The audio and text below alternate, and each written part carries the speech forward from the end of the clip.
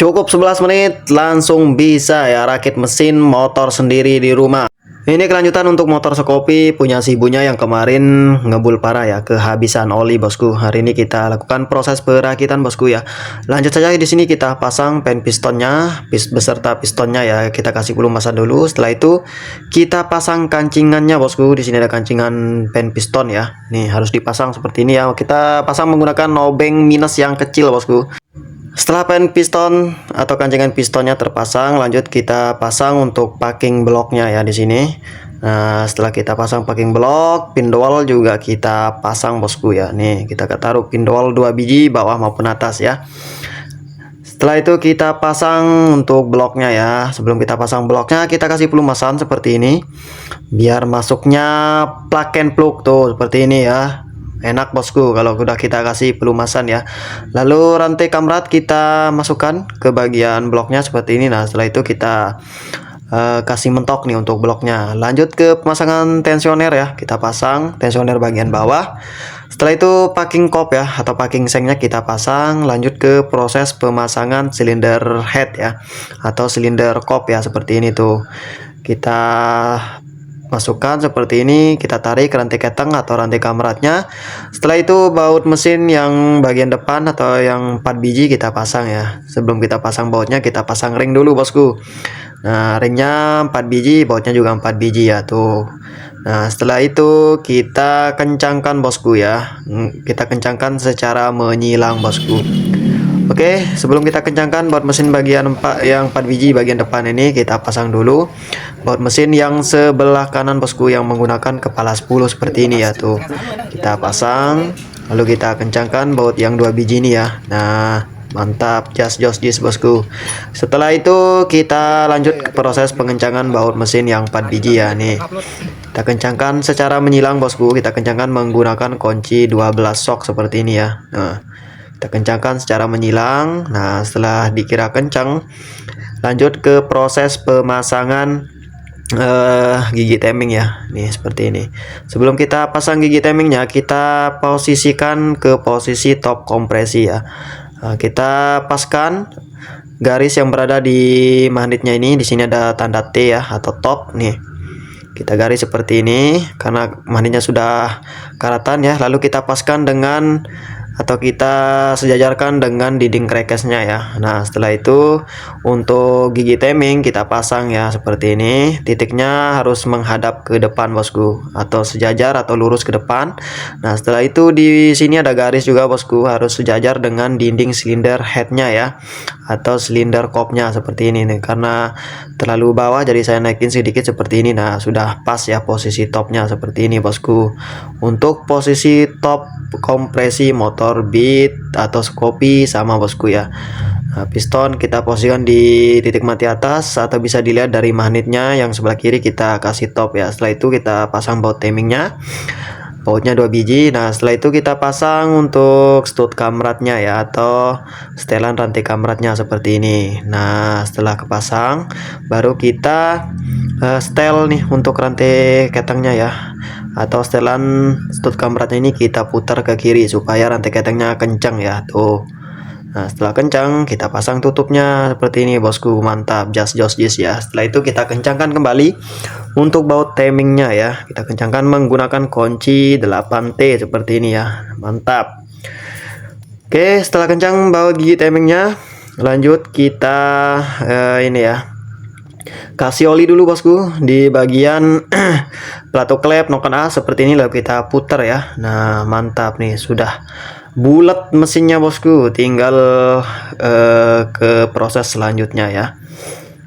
Nah seperti ini kita putar-putar. Setelah itu kita pasang untuk koper mesin bagian bawah maupun atas seperti ini. Oke, kita pasang bautnya. Di sini ada bautnya 1 biji menggunakan baut plus ya. Nah, kita putar menggunakan obeng plus seperti ini. Nah, di belakang juga ada bosku bautnya menggunakan kunci 10 ya. Nah, kita pasang sebelah kiri sebelah kanan dulu. Habis itu kita pasang yang di sini nih, ada baut memakai kepala 10 ya tuh, kita pasang. Setelah itu kita kencangkan menggunakan kunci 10 juga bosku seperti ini tuh, mantap, just ya. Ini sudah sore bosku. Oke, tinggal sebentar lagi maghrib nih, kita eksekusi langsung ya. Cukup 11 menit langsung bisa nih bosku ya. Oke, untuk koper kipas kita pasang juga, lalu kita pasang bautnya seperti ini. Nah, mantap. Setelah itu kita pasang baut yang bagian depan ya. Nih, di sini ada 2 baut, tapi di sini yang atas sudah tidak ada lagi ya bosku ya, sudah bolong. Oke, untuk busi kita buka dulu bosku ya, kita tes untuk kompresinya apakah sudah mantap. Sebelum kita naikin mesinnya, kita tes kompresinya dulu ya bosku. Harus besar seperti ini ya. Kita engkol, kita tutup lubang businya bosku seperti ini ya. Tuh, kita tes. Nah, sampai bunyi jeblas jeblas jeblas jeblas seperti ini tuh. Berarti untuk kompresi sudah mantap, jos gandos ya bosku ya.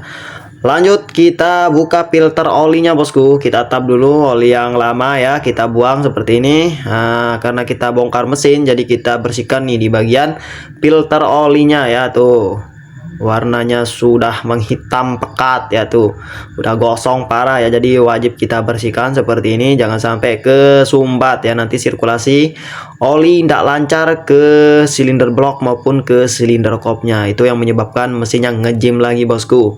Oke, setelah kita bersihkan lalu kita pasang kembali nih untuk filter olinya. Setelah itu kita masukkan oli baru seperti ini ya.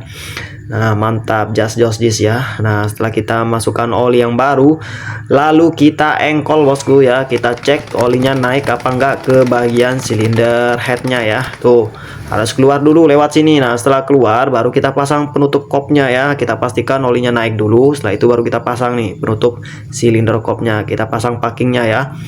Kita ganti baru nih untuk packing tutup kopnya ya, atau seal tutup kopnya. Setelah itu kita pasang, lalu kita kencangkan menggunakan kunci 10T seperti ini. Tuh, mantap. Setelah itu tinggal kita naikkan saja mesinnya bosku. Nah, mantap. Di sini kita dibantu dengan Mr. Bowo ya nih. Namanya Mr. Bowo. Suruh ngangkat mesin ya nih, suruh ngangkat rangka ya. Nah, setelah itu saya pasang asnya nih. Mantap ya, kita paskan dengan lubang ini ya, rangka sama mesinnya ya harus lurus. Nah, setelah itu kita pasang asnya. Nah, setelah itu untuk perkabelan kita pasang bosku, di bagian throttle body kita pasang ya, injektor kita pasang, songket TPS, songket TP kita pasang semua bosku nih seperti ini ya. Pertama-tama kita pasang dulu baut throttle bodinya, kita kencangkan menggunakan kunci 10 ya. Lalu untuk songket sensor atau kabel sensor TP nya kita pasang, lalu kabel sensor TPS juga kita pasang bosku. Nah, setelah itu kita pasang injektornya ya nih seperti ini, lalu kita baut nih menggunakan kunci 10 ya, kita kencangkan seperti ini. Mantap, just bosku. Setelah itu tinggal kita pasang lagi untuk kabel injektornya. Nah, seperti ini ya. Lalu kabel pin 3 dari spool kita pasang juga ya, kita colokkan juga nih bosku. Nah, setelah itu kita pindah ke belakang ke kabel songket sensor U2 ya. Lalu di bagian kabel CKP kita pasang seperti ini. Nah, setelah itu kita beralih ke bawah lagi, kita pasang songket sensor EOT atau engine oil temperature bosku ya. Seperti ini, kita kasih lewat dulu kabelnya ke bagian belakang ya nih. Nah, di sini ada bawah, di sini ada sensor EOT, kita pasang untuk kabelnya seperti ini. Setelah itu tinggal kabel sensor speednya ya. Nah, di sini kita pasang persis di belakang shock breaker bagian belakang ini ya. Posisinya bosku, nah seperti ini. Kita pasang, setelah itu kita pasang tutupnya seperti ini. Mantap, just ya. Oke, setelah itu untuk baut shock breaker kita pasang juga bosku. Shock breaker bagian belakang ini ya, kita kencangkan menggunakan kunci 12 nih seperti ini tuh. Mantap. Setelah itu kita langsung tes hidup motornya. Mudah-mudahan bisa hidup bosku. Just ya. Nih, kita kunci kontak on sekali seperti ini, kita matikan, lalu kita kunci kontak on lagi. Nah, lalu kita double starter, knalpot belum terpasang ya, kita pastikan dulu asapnya masih keluar apa enggak di bagian mesin bawah ini ya. Tuh, alhamdulillah untuk mesin motor Scoopy si ibunya sudah hidup bosku. Mantap ya, just ya. Kita cek di bawah kolong ini ya. Nah, kalau sudah tidak ada asapnya seperti ini, posisinya masih hidup, mesinnya ya kita cek di sini harus tidak ada asapnya ya, normalnya ya tuh, sudah mantap ya. Nah, setelah itu baru kita pasang knalpotnya bosku. Nah, tapi nanti kalau sudah kita pasang knalpotnya keluar asap, itu jangan khawatir bosku ya.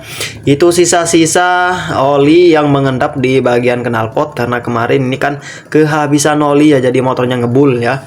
Nah, nanti kalau keluar asap tipis lewat knalpot jangan khawatir bosku. Itu sisa-sisa oli yang masih mengendap di bagian knalpot karena kita pastikan di sini di bagian mesin sudah tidak ada keluar asap lagi bosku. Nah, kalau keluar asap nanti di bagian knalpot setelah kita pasang, nah itu sisa-sisa oli yang masih mengendap gara-gara kemarin kehabisan oli bosku. Nah, ini setelah kita pasang untuk knalpotnya, nah suaranya adem, mulus, halus seperti ini tuh.